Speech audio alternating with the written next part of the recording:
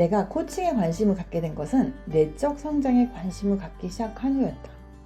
가져도 채워지지 않은 것은 대체 왜일까? 처음에는 내가 배가 불러서 그런가 보다, 아니면 삶이 호락호락해졌나 보다 라고 생각을 했으나 허탈과 무기력은 나를 코칭에 관심을 갖게 했다.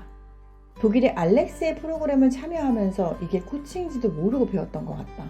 알렉스는 주로 관조를 하라고 말을 하는데 그것은 곧 성찰을 말한다. 복잡한 머릿속을 정리하기 위해 마주하고 싶지 않은 문제들을 직시하고 또 시간이 걸리더라도 나만의 답이 나올 때까지 생각을 하는 과정을 거치라는 것이다. 그때부터 나는 돈 버는 것이 아닌 내면에 관심을 갖게 되었고 코칭을 공부하게 되었다. 주변에 코치들이 많아서 그들을 통해서도 코치를 꾸준하게 접했던 것 같다. 코칭은 정신과의 상담과는 좀 다른데, 상담은 과거 속에서 답을 찾는다면 코칭은 주로 미래에 집중되어 있다. 과거의 후회와 미래의 불안함, 그게 아닌 현재를 사랑하는 것에 대한 묘미를 느끼게 한다. 오늘 릭 탐님이라는 30년가의 코칭을 해온 분의 특강이 있었다. 위기에서 기회로 라는 주제로 2시간 동안 진행되었다. 더 많은 영향력은 더 큰 삶과 더 큰 수입을 가져온다고 한다. 이 말은 아마도 더 큰 책임이 뒤따른다는 말이다. 사람들은 단순하게 돈을 많이 벌고 싶어 하지만 그렇기 위해서 더 큰 책임을 지거나 아니면 그 영향력을 키우기 위한 노력은 하지 않는다. 하지만 큰 영향력에는 큰 책임이 있다는 것을 잊지 말아야 한다. 우리가 현재 파는 서비스라든가 물건은 결국에는 그 서비스나 물건을 파는 게 아니고 그 사람의 철학을 파는 것이라고 말을 하고 있다. 어떤 일을 하세요? 라고 물었을 때 단순하게 병원 마케터요 라고 대답을 하는 게 아니고 더 좋은 병원을 만드는 일을 하는 사람이요, 혹은 그 병원만의 색깔을 통해서 가능성을 확장시켜준 일을 하는 사람이요 라고 말하는 게 철학이라고 한다. 릭이 가지고 있는 3가지의 철학을 말해줬다. 첫째는 매일매일 가치를 실현하면 더 풍요로워진다. 2번째는 우리의 삶을 어떻게 보느냐는 어떻게 경험하느냐이다. 3번째는 감정이 요동치는 것은 창의성이 올라간다. 이런 3가지의 철학을 듣고 한 사람이 질문을 했다. 현실과 가치 실현에는 갭이 있잖아요. 그랬더니 릭은 이렇게 대답을 한다. 갭은 좁혀졌다 벌어졌다 반복하는데 이게 바로 삶의 몰입입니다. 이 과정이 굉장히 중요한 일이고 창의력이 발현되는 순간입니다.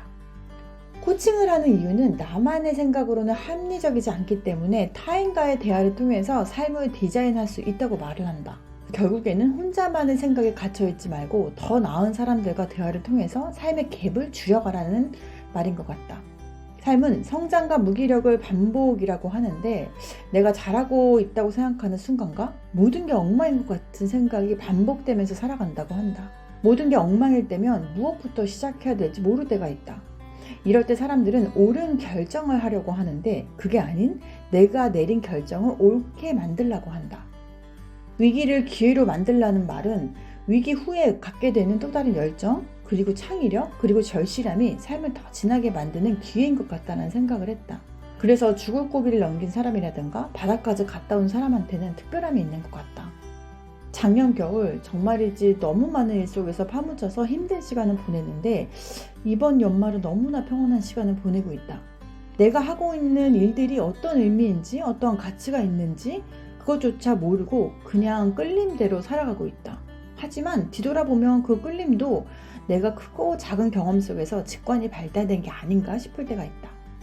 지금 만약 힘들다면 그때가 성장을 하고 있는 시기라고 한다. 그래서 그토록 평온을 원하지만 평온은 어쩌면 멈춰있는 순간일지도 모르겠다. 먼저 목적지에 도착하는 것보다는 음미하면서 목적지에 가는 게 더 중요하다는 생각을 해본다. 정상에서 1등으로 올라왔다는 자아도취에 있는 사람보다는 올라가면서 경험했던 이야기를 풀어내며 더 진한 경험을 한 사람이 승리일지도 모르겠다. 내년에 나의 목표는 무엇을 살면서 덜어낼 것인가에 더 집중해 보려고 한다. 항상 무엇을 해내야 한다는 것에만 집중되어 있었기 때문에 어쩌면 힘듦을 자초했는지도 모르겠다.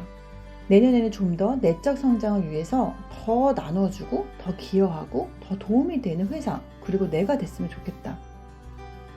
무언가를 얻기 위해서가 아닌 무언가를 주는 것, 또 남김없이 다 퍼주는 것, 그럴수록 더 풍요로워지는 것, 그게 나의 목표이다. 이번 어느 날은 내적 성장 그리고 코칭에 대한 이야기를 담아봤다.